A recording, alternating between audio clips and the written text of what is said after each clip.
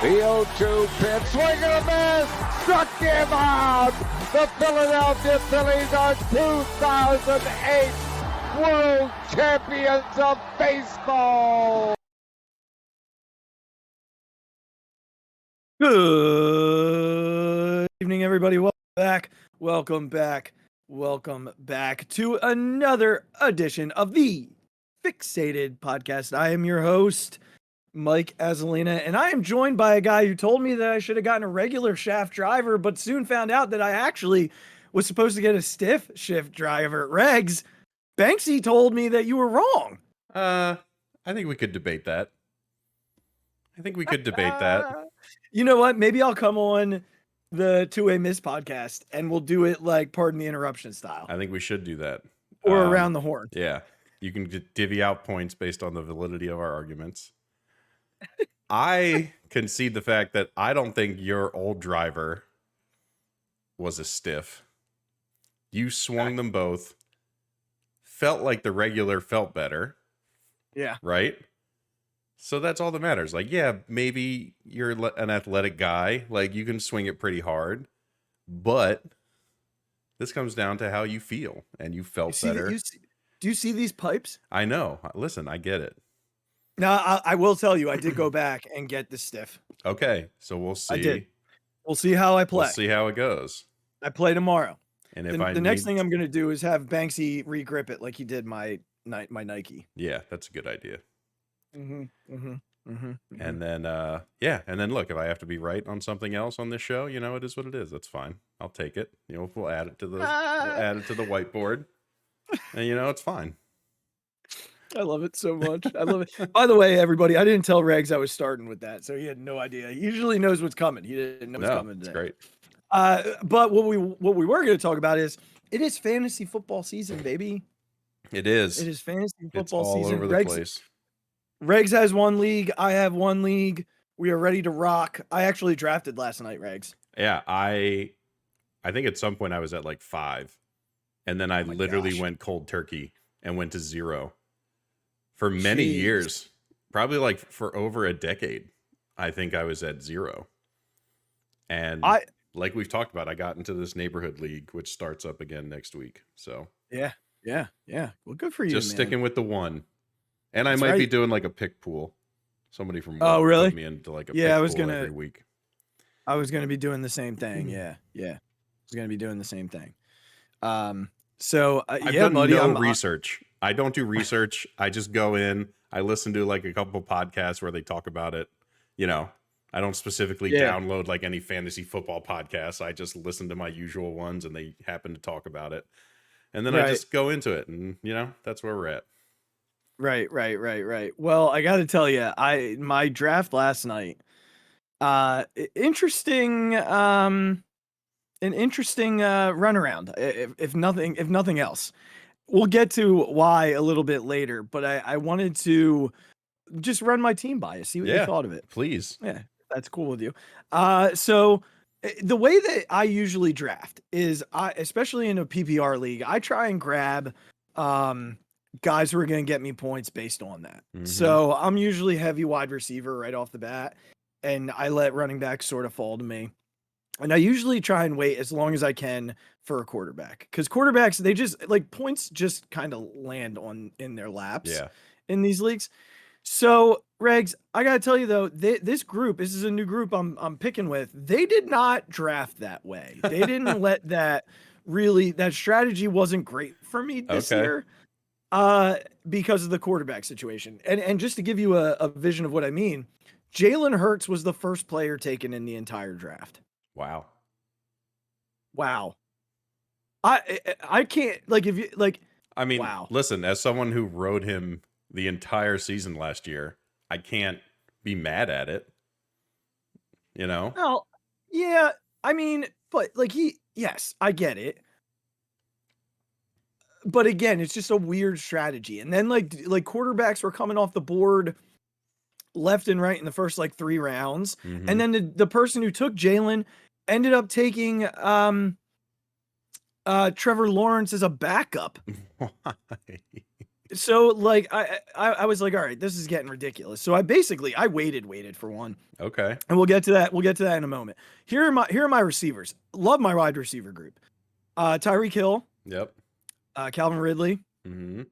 got Devontae Smith, Okay. got Jahan Dotson. Where's he again? He's in Washington. Right. Yep. Got Sky Moore. Mm-hmm. Got Darnell Mooney from Man, Chicago. That's a lot of wide receivers. Well, I like to use them in my flex, and Yeah. depending on matchups, Okay. right? Like flex them in and out a little bit here and there too. But my main three are Hill, Ridley, and Devontae Smith, Yeah. which is a really good three. Yeah. Because I'm super high on Devontae this year. Yeah. Super Why high not? on Devontae. And then running backs, again, usually try and find a way to take these guys a little bit later in drafts and find guys who maybe catch the ball. I ended up with two rookies, Regs. Okay. I got Bijan Robinson and Jahmyr Gibbs. I knew Bijan was going to be one of them. Yeah, and I'm excited about both of those. I think that they're both fine. And honestly, my backups are also very good. I got AJ Dillon and JK Dobbins. Running backs get hurt so much. Like you always have to find new ones. Like it's just how it is in fantasy football. Yeah, well, I'm okay with them. Yeah, nothing wrong with that. No, they're fine. My tight end, I ended up. This is not my normal sort of situation. I'm anxious to see how this goes because he hasn't been great, but the quarterback situation there hasn't been great either. I got Kyle Pitts. Okay, so a lot of people have been talking about him. I know, and of course with the backup in my very last pick, I took Michael Mayer from Notre Dame. Of course, who's probably not going to do a whole lot, but why not? And then my defense and kicker I took with the third to last and second to last pick. I got the Browns defense, and I got Brandon McManus, the kicker from Jacksonville. Used to be the kicker in Denver. Okay, so let's go to that quarterback position then, shall we? Yeah. I'm really banking on a resurgence, Regs. I'm really banking on a resurgence. Russell Wilson. Oh my God. Yeah. You're screwed, pal. I'm banking on the resurgence. Well, here's why I'm banking on that. Because with Peyton as his coach, I'm hoping that sort of reinvigorates the career. Peyton got a lot out of a guy like Drew Brees, who's similar in size, similar in his ability to move. I'm just hoping that he's able to rally that team back around Russell Wilson because my backup's Sam Howell. Did the offensive line get any better? Regs, I really don't know the answer to that question. But like by the time I picked, there was like no one there. I mean, he might not be playing by week 3. Well, if that's the case, Sam Howell it is, baby. Sam Howell it is. I don't know. I don't know what else to say. When you've got dudes that are taking quarterbacks in the first 2 rounds and like taking defenses in the 3rd round. Yeah. The first kicker went in the 3rd round. Defense in the 3rd round. And a kicker. Who are you drafting with? I was guys that I played baseball with. So here we are, Regs. Craziness. I'm just here trying to survive a fantasy football draft. And I end up with Russell freaking Wilson as my quarterback. Yeah, I'm not thrilled. I'm not gonna lie to you, buddy. That's tough. That's I'm not tough. thrilled. Well, I was going to take Kirk Cousins. Let me say that because he was still there when it turned to me. When it turned to like the next section of picks, dude, right before me, who already had a quarterback, took Kirk Cousins. Oh my goodness. So like I wasn't, and like he didn't have a tight end yet. I don't know what these guys were thinking, right? Because you can't like it's not a league where you can play your quarterback in a flex. Yeah.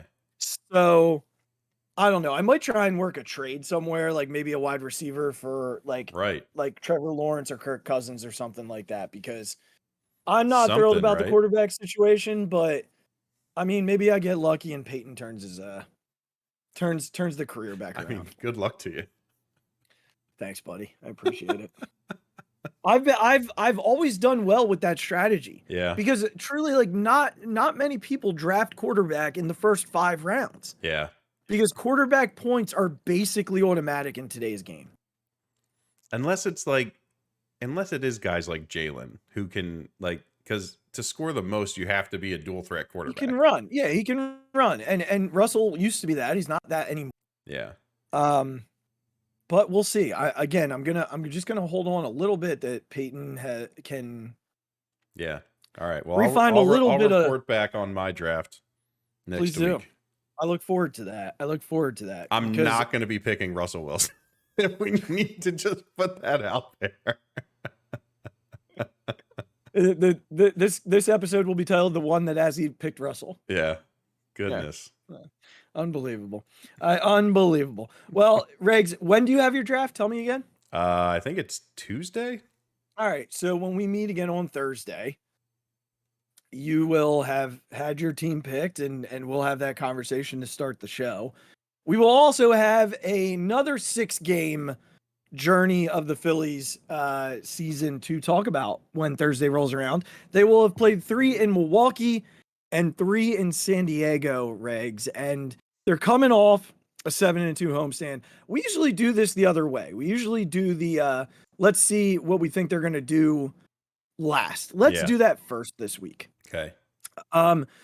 Pitching matchups for this weekend series in Milwaukee are as follows. It'll be Freddie Peralta for the Brewers and Zach Wheeler for the Phillies. That's a really good matchup, by the way. That's a really good matchup. Mm-hmm. Game 2 is Aaron Nola for the Phils, who was absolute filth this past week. Filth. That's 2 in a row, Regz. Hold on. I know what you're thinking, but we're 1 Aaron Nola start away from me using the B word. Okay. And then Sunday is Wade Miley for the Brewers and Ranger for the Phillies. So really only just tomorrow night. We don't know who's starting for Milwaukee. But for the Phils, it'll be Wheeler, Nola, Suarez, which could very well be your first round playoff rotation. The Brewers are currently 74-59, the exact record of the Philadelphia Phillies, in first place of the NL Central. They would also be 14 games behind the Braves if they were in the NL East, which is insane to consider. So we're going to start there. What do you expect from the Phils going into Milwaukee? What do you hope? I just need a series win. I'm looking for. Yeah, 2 out of 3. The Brewers have been playing well. Yeah. I know the Cubs just beat them, but it's kind of like our last Cubs, game. Cubs are even playing better. So. Right. I just need 2 or 3. You got your horses going.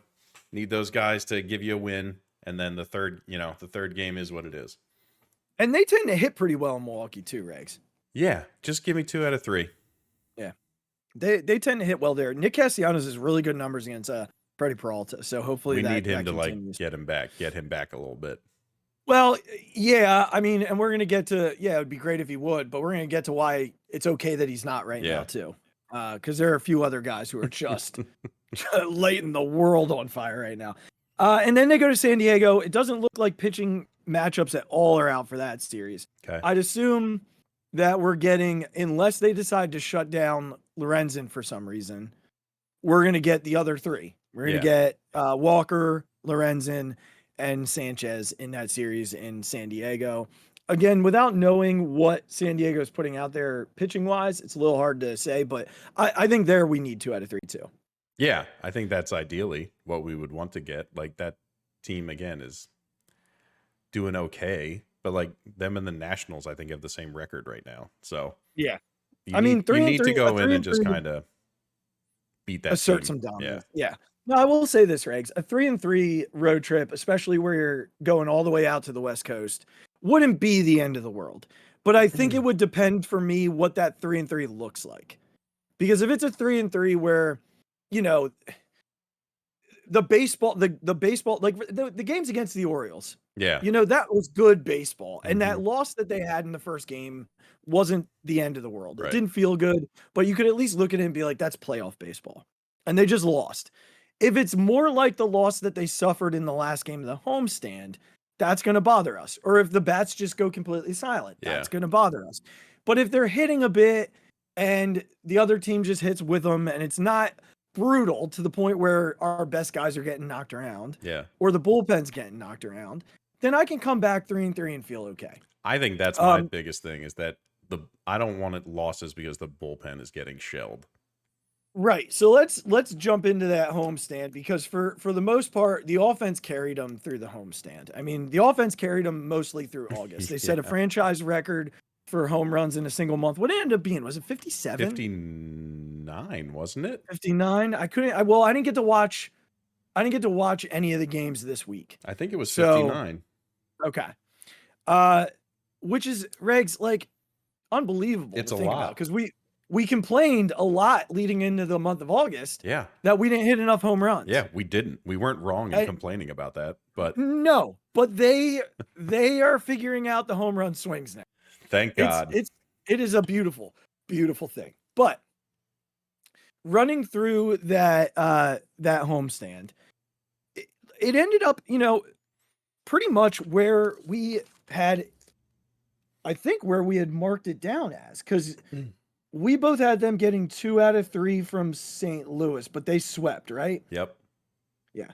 And then you had them getting 2 out of 3 from LA, and I had them getting 1 out of 3 from LA, but they ended up taking 2 out of 3. So good job by you, Regz.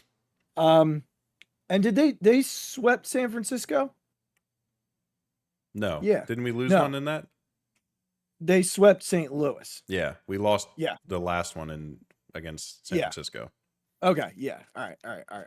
So that's where that laid out. But the offense really carried them through that homestand. I mean, they scored 10 runs, 4 runs, 6 runs against San Francisco, 7 runs, 12 runs, and 3 runs against St. Louis, then 6, 12, and 10 and 8 in the loss to LA. Now LA's not putting out a bunch of, arms that terrify you. They're not playoff caliber arms. But San Francisco has a couple of playoff caliber arms that they can throw at you in the bullpen and in their rotation. And St. Louis is 1 year removed from being a division champion. So they clearly do too. I mean, Miles Mikolas started game 2 for them. Yeah. So, Regz, I think coming out of the homestand, I'd say the offense looks like they found their groove. And I know it's not everybody, but for the most part, as a team, as a collective, they found their groove. Well, yeah. I mean, we got the straws that stir the drink back. Like Trey Turner and Bryce Harper, all this are the straws like that stirred this drink. When those guys are going, everyone else is going to be lifted. Correct. Because of that. Unless you're JT Realmuto, you will continue to sink to the bottom of the cup. I want to talk about that then when you're done. So let me come back to him. Okay. But I think if we had picked any couple people to get hot, like those are the guys we needed. Absolutely. Bryce finding something happened where he was like, okay, my elbow's not going to explode if I swing as hard as I can. Because I think for a little bit, he was probably a little bit nervous. I mean, he is Bryce Harper, but listen, elbows are weird. That's what I mean. Like he was, as anyone would be, he was nervous to really go at the baseball.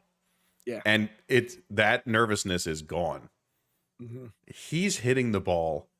I've never seen puffs come off the baseball when people hit it. And it's not just like it was with one pitcher. It was over like multiple nights. Yeah, it's unbelievable. I've never seen that before. I've watched a lot of baseball games. Like a lot. Yeah. And I've never seen a visual like that happen in a game. Yeah. Like, I'm just so happy he found that he got his confidence back to swing as hard as he can. And I think it's just allowing him to get his timing right, to stay on the ball longer. It's just, I don't know, man. I don't know how that dude is who he is all the time, but like it's wild. And then for Trey, I think he's setting the bar pretty high. Like he's not going to hit this many home runs all the time. That's not, I mean, he might start doing it. I don't know, but like, I don't necessarily need Trey Turner to be a 30 home run guy. I know. I don't think he'll ever be a 30 home run guy, but this is what he does. He does get in these little runs. He does. Yes. But the confidence is clearly there. Yes. I'm so happy that he's turning it around. You can tell he's smiling out there when he's coming around third base and like Marsh is at home plate doing some stupid Marsh thing. Like Trey was like practically laughing touching the base the other day. Or like he gets to third and he does the marsh, the triple goggles. The Sosa and Yeah. Rojas triple goggles. And like he's doing it, and like he's not only doing, he's bouncing back and forth like Sosa does and all that stuff. Like that. Yeah. He's back to being comfortable and being confident and being Trey Turner. And like pretty cool. Again, a guy who doesn't necessarily show that much emotion, period. Correct. But has never been like a bad guy. He's never been like some like a guy who's just like sour all the time. But like you can tell he's enjoying this place and this team, and obviously playing well is going to help that. But I think more importantly, he's just like, he feels like he can express these things and be this way and have some fun and play some baseball. And it's been great. And I mean, Kyle continues to do his thing. Like we said with Nick, he isn't quite back to himself yet. He just has these little, it's like almost game by game. We don't know what we're going to get. Or like he'll go 0 for 3 and then get a double and a single in the 8th and 9th inning or something and be on base for one of those home runs, or something happens. Yeah. Bomer, I think, is getting back into it. He had the home run after the intentional walk the other day. Yeah. Because Regz, people are going to start doing that. Yeah. They're going to, especially in the postseason, they're going to be like, anybody's going to beat us except for Bryce Harper. Yeah. So someone else is going to have to beat him. He's going to get the Barry Bonds treatment at some point. And he should. Yeah. Because that at this point, he's 30 years old. He's in the midst of his prime. He's probably going to be in that prime till about 33, 34. And we're going to see a lot of people start treating him this way. Yeah. And start saying to the rest of the Phillies, like, we don't care if we lose, but it's not going to be this guy that beats us, because he's going to be like, he on his interview with WIP yesterday, he said, like, I want to be in that moment every time. Right. So if the Phillies want to be able to lift a trophy at the end of the season, it's going to come down to other guys doing it, because I can tell you right now that teams are not going to leave their own destiny in Bryce Harper's hands. They're not pitching to him. They're just not going to do it. We might see bases loaded walks to him. It could vary in situations where it doesn't lose a lead for teams, right? Or give them a bigger deficit. If there's a 3-run lead, a 4-run lead, and Bryce Harper has a chance to cut that lead in half or more, they might just put him on, especially in a situation with 1 or 2 outs where they can get a ground ball double play. Right. So the Phillies are going to have to figure that out. And it is the right time for these guys to start hitting, and they are hitting. It's great. It's great to see top to bottom. I want to talk to JT real quickly, because I didn't realize this. Friend of the show, Adam, sent this to me yesterday. Okay. Do you realize his home away splits? Do you know what they are? Isn't he hitting like 370 on the road or something? Not that high, but here you go. Maybe recently. I don't know. But here you go.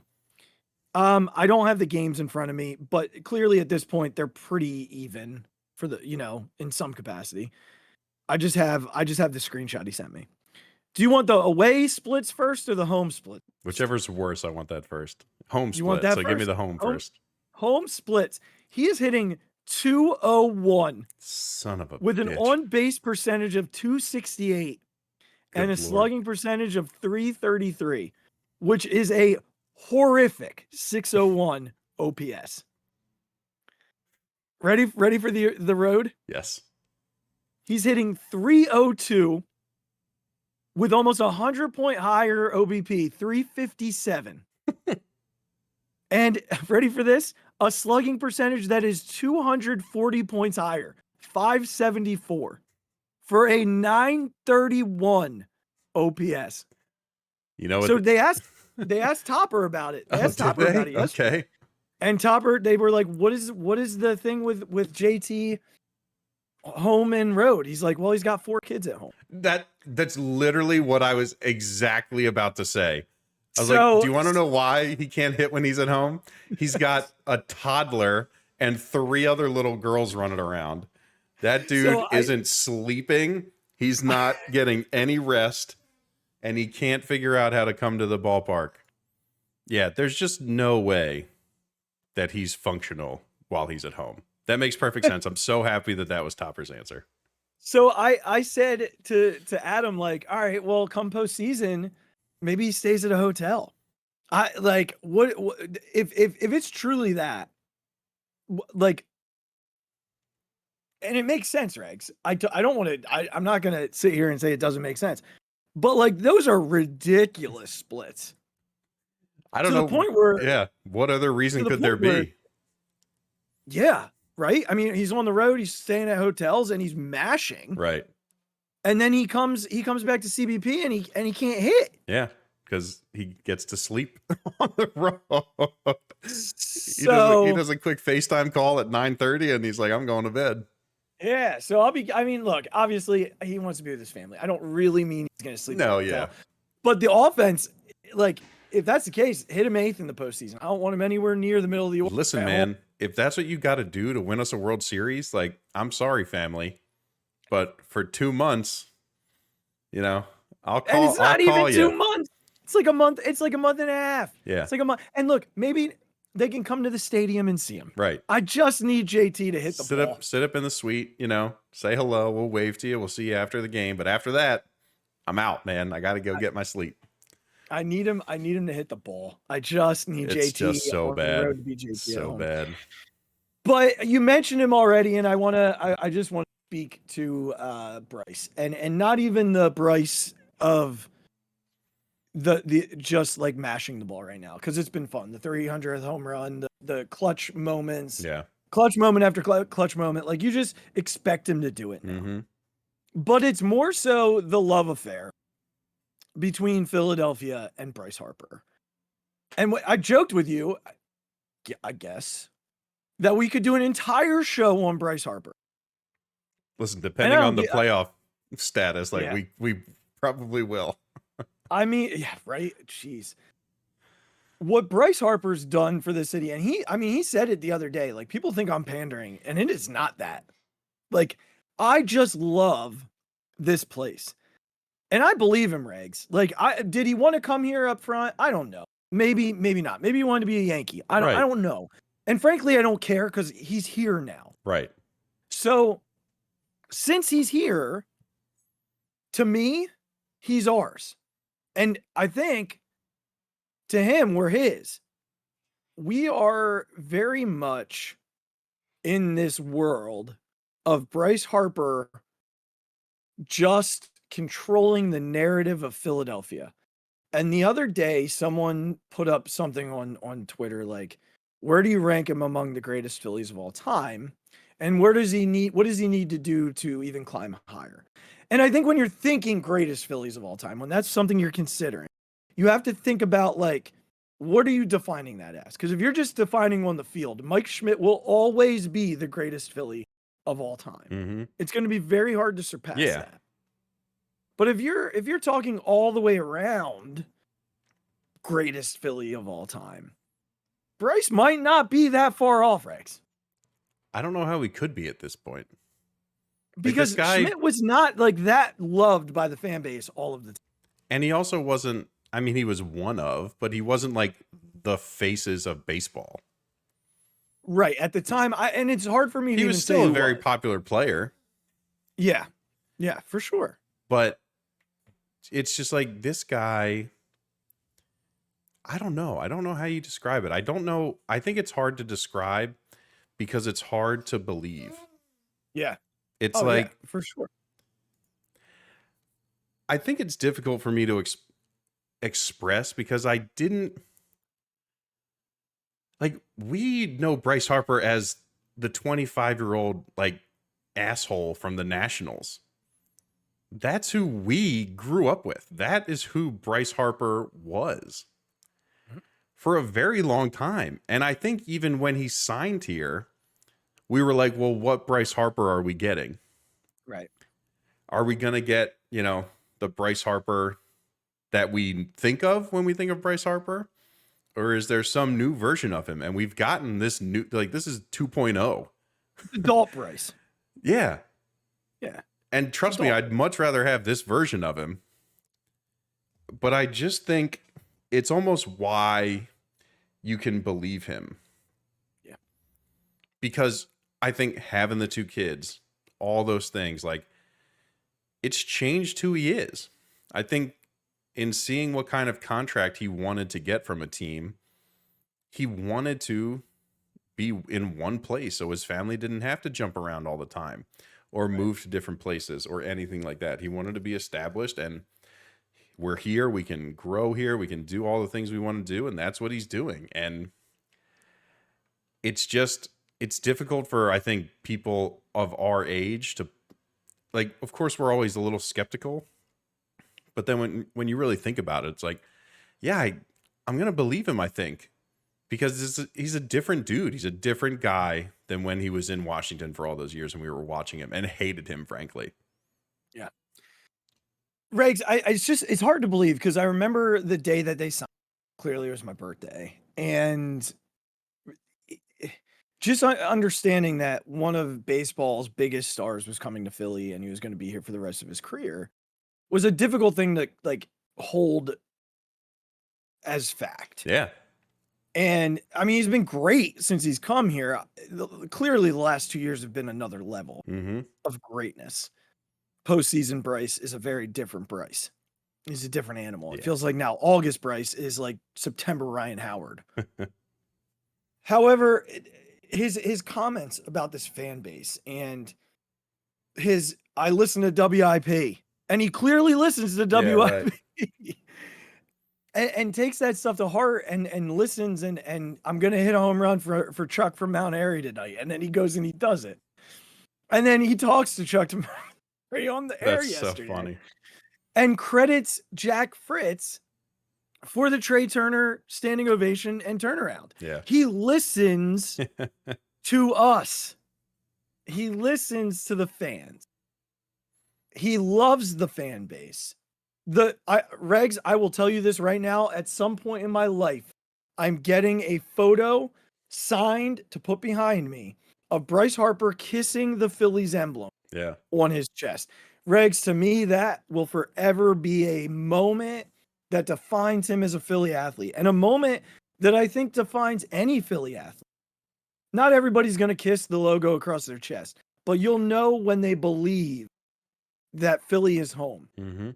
And that moment for me was the moment that I really knew Bryce Harper loves this place as his home and wants it to be considered his home. When he goes into the Hall of Fame one day, Riggs, he will go. Yeah. I know that most guys now are doing I'm going to do the blank hat thing. He's going to wear a Phillies hat. And I really hope he has 2 World Series to attribute to it. Yep. And I really do think he's serious. He's like, I don't want to go anywhere else. Like, and I hope he doesn't. I hope we just continue to.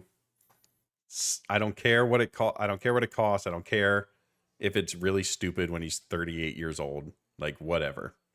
I want him to get the Albert Pujols treatment, like from St. Louis. I want him in the lineup. I want him on the team until the day he says, I'm done. I don't care. I want his career to end here the way that I wish Chase Utley ended. I hated seeing those guys go to Los Angeles and finish their careers there. Yeah. Hated it. It is such a it's such a special relationship between Bryce and Philadelphia. It's something that I don't think is matched. Right now in the city, there are 3 athletes that I think kind of stand above the rest, and it's Bryce, Jalen, and Joel. But I think Bryce stands above the 2 of them. Oh, yeah. In terms of what he means to the city. And, Jalen gets it. But he's still so early here that I think that he's not as beloved quite yet. Well, the second he lifts that the second he lifts the Lombardi, he will be. Well, yeah, and taking that team to the Super Bowl in your second year is gonna shoot you up that list pretty fast. Right. But there's not, for as much as Jalen, he says all the right things. Right. He does all the right things. He has the perfect attitude for Philadelphia. He embraces, the fans. But like to a certain point, Jalen's a pretty to himself dude. Mm-hmm. He's not out there all the time. He's not saying the same things that Bryce is saying. Like Bryce, it's almost like he can't help it. Yeah. Like he can't help it. Just falls out of his mouth. It just, like, if you asked him a question about like, hey, do you think like the Vikings are going to beat the Colts in week 3? I think that question would end with, man, I love being in Philadelphia. Like, you know what I mean? It would just, or if you asked him what he had for breakfast on Tuesday, you know what I mean? It would just, fall out.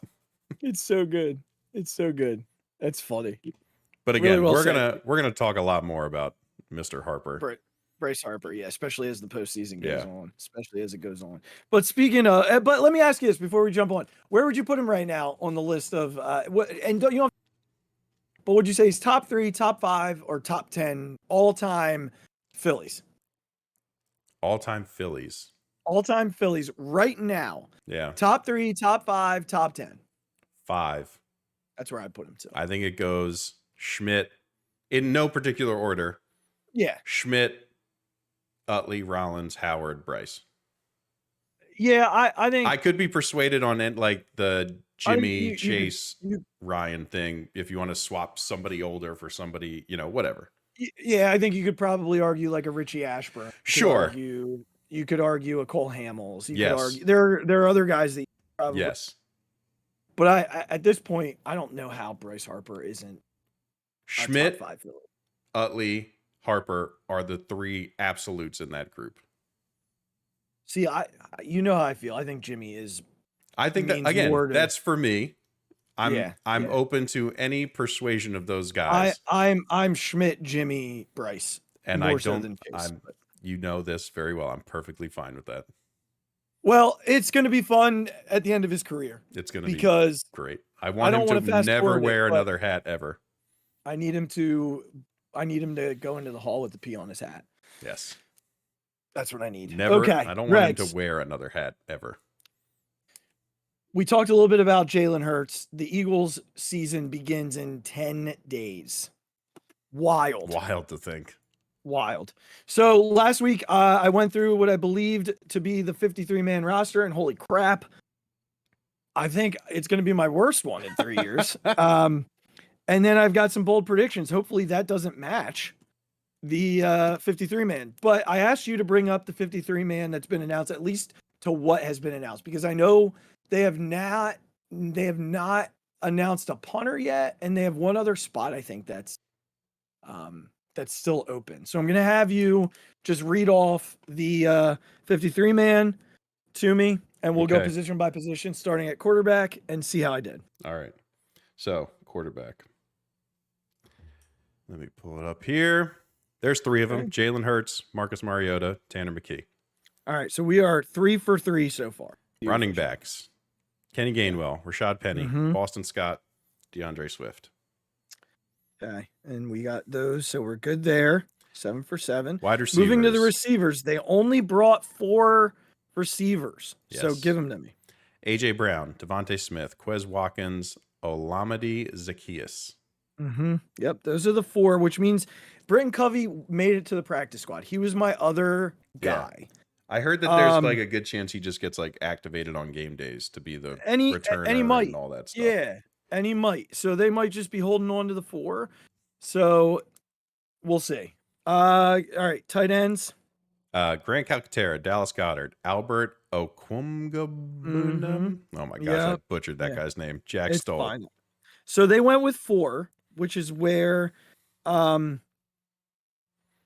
is, I think, how you say that. They brought him in. He's going to be an interesting weapon for them in red zone, and he's a pretty good pass blocker or run blocker. So a nice little move, another nice little Howie, situation there. So, so far 11 of 12 going into the offensive line. All right. So go ahead. There are 9 of them. Landon Dickerson, Jack Driscoll, Fred Johnson, Lane Johnson, Cam Jurgens, Jason Kelsey, Jordan Mailata, Sua Opeta, and Tyler Steen. Okay, so the one I missed on was they cut Dennis Kelly. Yeah. So I had 8 of 9, which puts me at 19 of 20. Or I'm sorry, of 21. 19 of 21 as we go over to the defense. I don't know how they have them split on what you're looking at. Is next edge? Yes, or, it is. Edge is next. Give me the edges. Derek Barnett, Brandon Graham, Patrick Johnson, Hassan Reddick, Nolan Smith, Josh Sweat. All right, so we got all of those. 6. So there were 6 of them. Yep. 25 of 27, which I think that makes a lot of sense. I didn't anticipate having anything missed there. So, okay. All right. On to the defensive tackles. Yep. Jalen Carter, Fletcher Cox, Jordan Davis, Moro Ojimo, Kentavious Street, Marlon Tuipu. You say this guy's name. Thank Marlon you. Tuipulotu. Yep. And Milton Williams. Yeah. So they actually took 2 more than I thought they'd take. Ojomo, I thought was hurt and wasn't going to start the year on the roster. And then Kentavious Street, I had him. I should send a picture of this to you. I wrote him down and crossed him out, and I'm myself. So 1, 2, 3, 4, 5, 6. They have 7. I had 5 of those. And so that's 30 of 34. Okay. All right. On to the linebackers now. And I know that they only took 3. Yep. Zach Cunningham, Nakobe Dean, Christian Ellis. Yeah. So only 3. And I had more.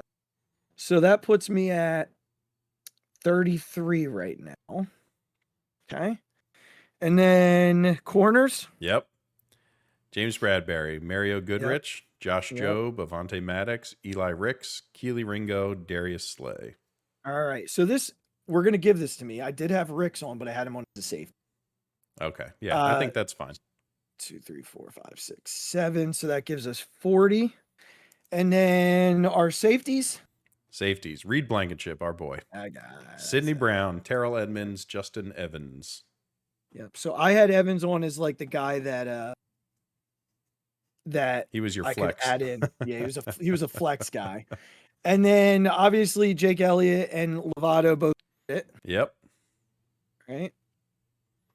So, and right now Aaron Sipos has not made it. Correct.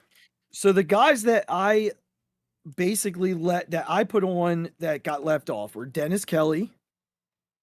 That's 1. Britton Covey. That's 2. They added 2 on me.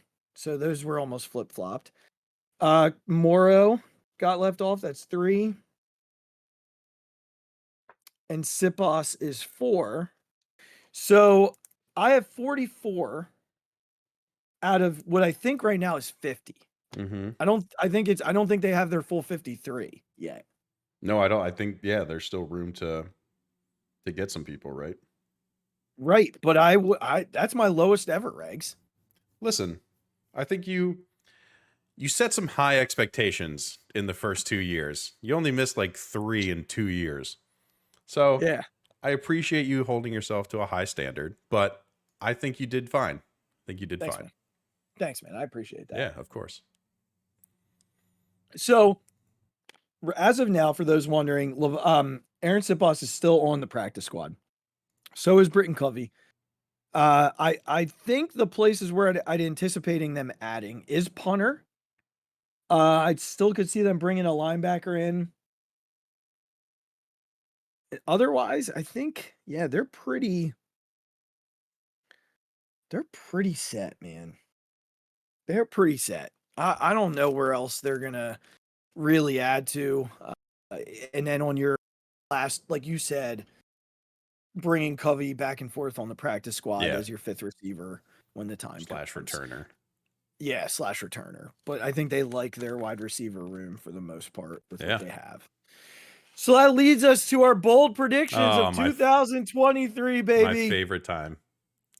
My bold predictions of 2023. There are 10 on here. And we're going to save the team ones for the end. We're going to do some upfront ones right away. And you're going to hear some familiar names on here. Let's just tell the people a little bit about what this is. So when we started the podcast, it was our first Eagle season, obviously. Azzy tasked himself with coming up with 10.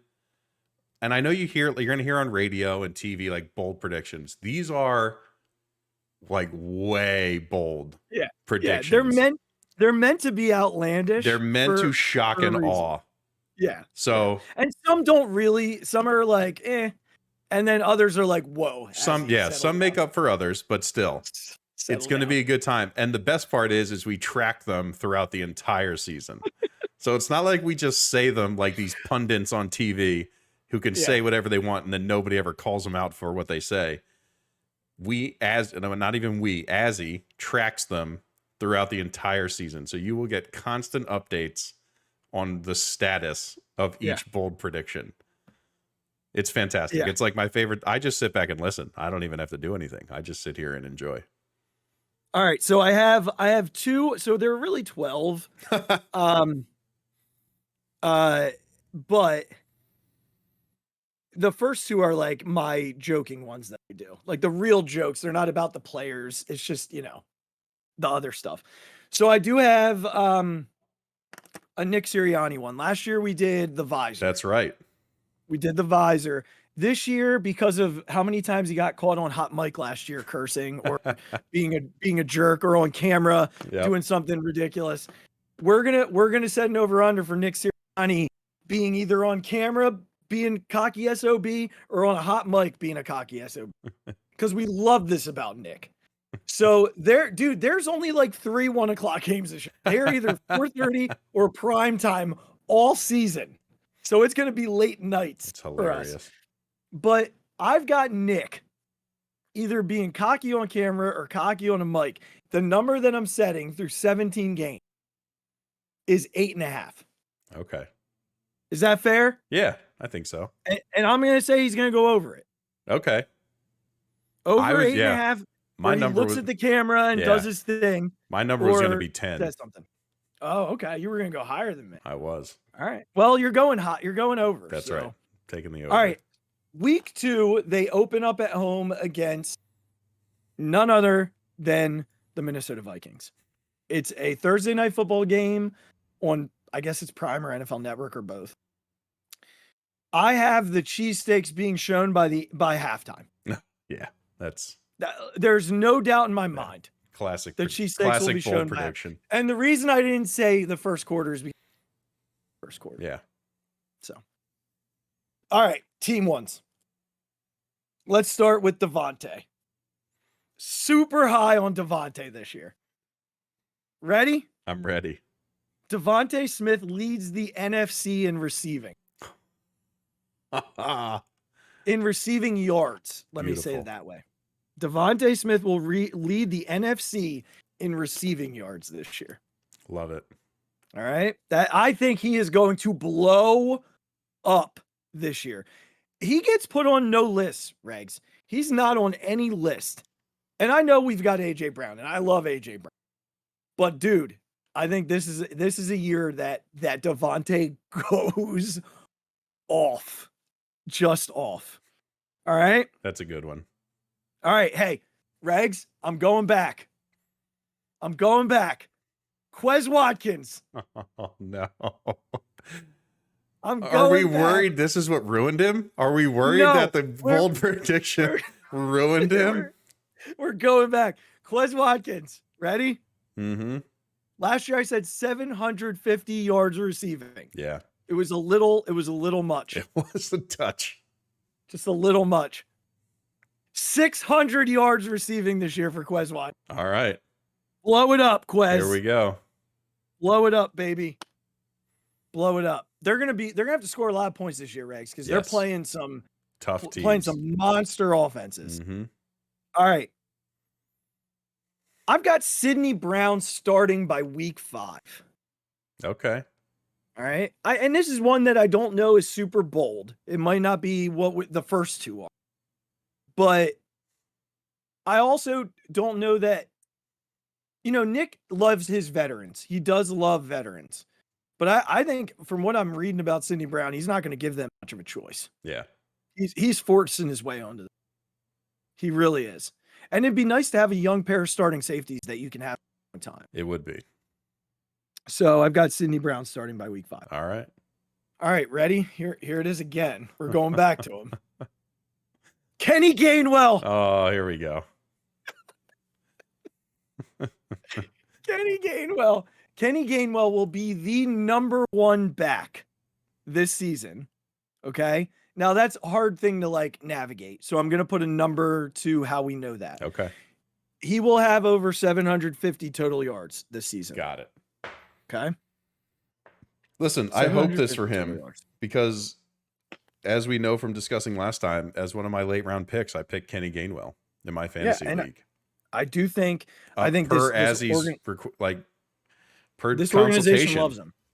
This organization loves him. Now, here's what I will say. I do believe that DeAndre Swift and Rashad Penny are going to make up for the Miles Sanders numbers. Yeah. I think between the two of them, they're going to make up for those numbers, which is fantastic. Mm-hmm. But I think Kenny Gainwell is the guy they want carrying the football.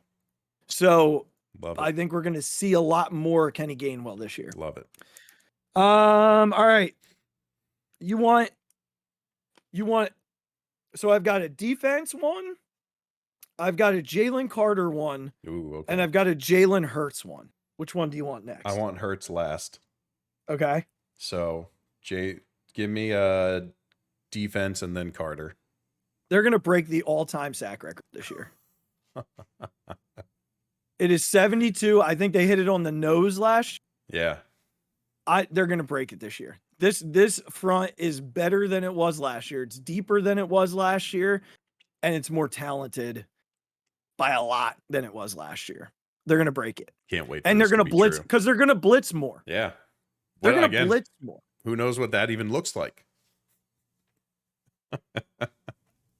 So I think they're going to shatter it. If I had to put a number on it, 75, 76.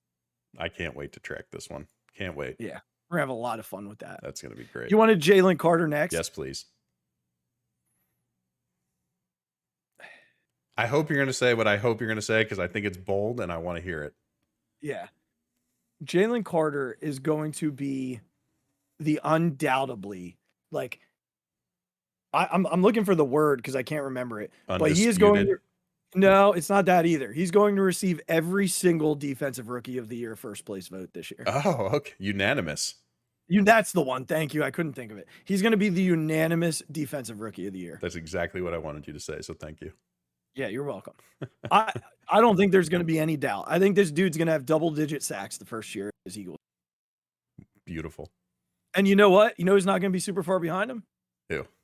Nolan Smith. All right. There you go. Right. There you go. So Nolan Smith will be considered, but Jalen Carter is going to run away with it. It's not even going to be a conversation.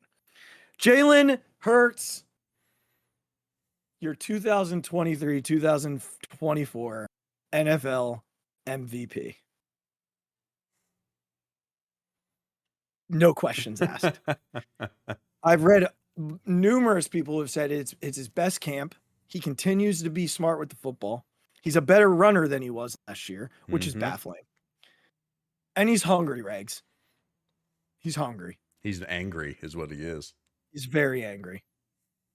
All right. I got 3 more. All right. We're going to do them in order. Okay.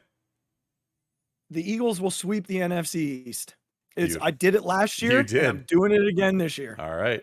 Love it. They did not beat the Cowboys on Christmas Eve because of Gardner Minshew, and they still almost won that game. Yeah, and the Redskins. And they lost the Commanders, to the Commanders. excuse me. They lost to the Commanders on.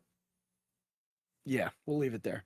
But I think the Commanders are going to be a really good team this year. I actually think that the Cowboys are going to shock people and be a lot worse. The Commanders are going to be a good team. I like Sam Howell. So, that being said, the Eagles will be the number 1 seed again. All right. And I know some of these are a little repetitive as they were last year, but that's okay. It's hard to do that. And then the last one, Regz, they're winning the Super Bowl. They're winning the Super Bowl. Mark it down right now. I can't go through. They're winning the Super Bowl. I can't go through last year again with my teams. They're winning it. They're winning this. They're winning the Super Bowl after the Phillies win the World Series. I can't wait for both of those things to happen. Apparently, the Union are going to win too. All of the teams are going to win. Couldn't care less.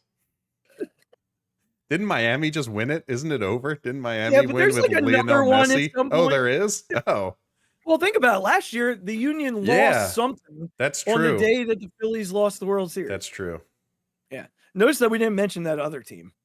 Who cares? Yeah, they stink. Yeah. Anyway, to review, Nick Sirianni will go over 8.5 hot mic, hot camera moments. They'll do the Thursday night cheesesteak by half. Mm-hmm. Devontae Smith will lead the NFC in receiving yards.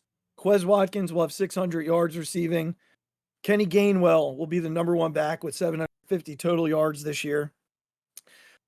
Sidney Brown will start by week 5. They will break the all-time sack record of the Chicago Bears, which is 72. Jalen Carter will be the unanimous defensive rookie of the year. Jalen Hurts will win the MVP this season.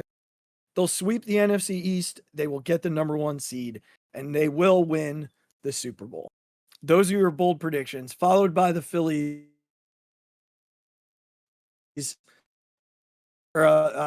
They will follow the Phillies in winning the World Series. Yeah. It's going to be a great fall. It's going to be a great winter. All of it's going to be beautiful. I can't wait for all of it. Time for Phixated. All right. So I mentioned my fantasy football draft, right? And I love drafting. I really do. I enjoy the process. I enjoy the prep. I didn't prepare a whole lot because I was in Michigan on the road for work. But I enjoy all of the things. Like, I love all of it. And I love when you get into it in the first few rounds, like, you're super into it. You know, you build your list, you build your queue, the whole nine. And I'm cool with like people taking their time making picks, because sometimes you know what you want, and once you get to round 10, you're really picking positionally. You're not picking guys. You're picking positionally. Like I didn't plan on taking J.K. Dobbins. It was just the position I needed. He was one of the better players there in terms of what I, right? Well, last night, and usually you change the time. You go from 2 minutes to a minute and a half when you get to like round, and then when you get to like round 12, you go from a minute and a half down to a minute. Last night, it stayed at 2 minutes through round 11. And there were people taking the full 2 minutes from like rounds 9 to 11. Look, man, like we're not paying like a whole lot to be in this. It's like $20. So like it's not a mortgage payment. It's not betting the horses here. You're basically paying for like a guy's meal at a bar. Right. So I'm sitting there. I texted you and I was like, I don't understand what's happening. Like when it gets to me, I'm trying to set the example. I'm sitting there. I'm like, hopefully everybody's paying attention, because I'm about to make a pick in 0.3 of a second. As soon as it goes dun-dun-dun, I'm clicking draft on the guy that I want, because I've already decided in rounds 8 through 16 who I'm taking. Mm-hmm. Once my lineup is set, I'm really just looking for the guys based on bye week that I need to flex in and out. And everybody else should be doing the same thing. Yep. Look, it's cool. You have your own approach to the draft and you want to win, and I'm good with that. But I can promise you that the defense you take in round 15 as a backup, which is ridiculous in and of itself, that people took 2 defenses last night, isn't winning you the title. Yeah. So I did send a message to the commissioner. And I'm like, hey, do you mind? Like, can we make it a minute? Because this is getting a little wild. He changed it to a minute and a half, and people were still taking the full Regz in round 16, the last round.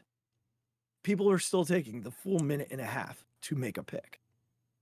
And I don't want to assume that like maybe they had stuff going on at the house. I don't know. But every single pick, the same people were taking the full amount of time. A fantasy football draft with, I want to say, I think there are 12 of us, 10 or 12 of us. A fantasy football draft with that many people, if you do it the right way in terms of adjusting time, should take all of an hour, 15 minutes, hour 20. It took 2 hours, 10 minutes to finish that draft. That's too long. Regz, way too long. So I'm fixated. Fantasy commissioners out. Please listen to me when I say that your only job, once you set up the league and do all the work proactively, is to monitor your draft.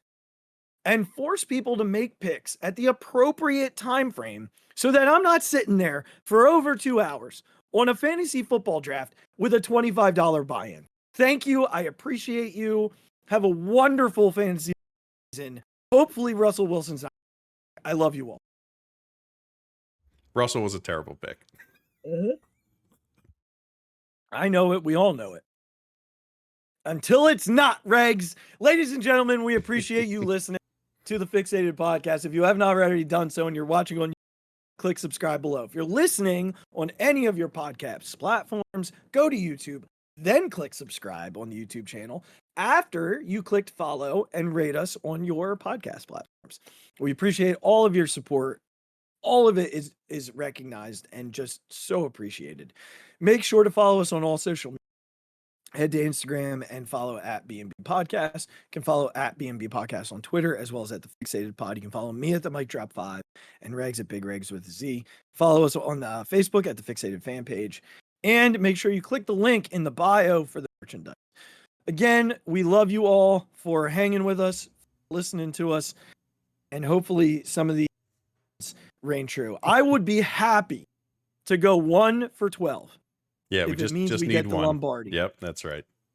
If it means we get the Lombardi, I would gladly fail the other 11 to get the Lombardi. So that being said, Regs, thanks for hanging today, buddy. Always a pleasure.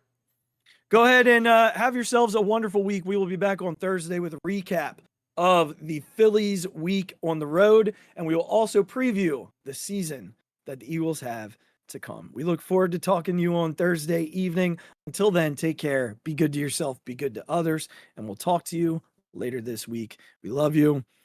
Go Phils and go Birds. Go Phils. Give me a September that I don't have to stress about. Oh my God. Deep to right field. Way up there and way out of here. The Philadelphia Eagles are Super Bowl champions. Eagles fans everywhere, this is for you.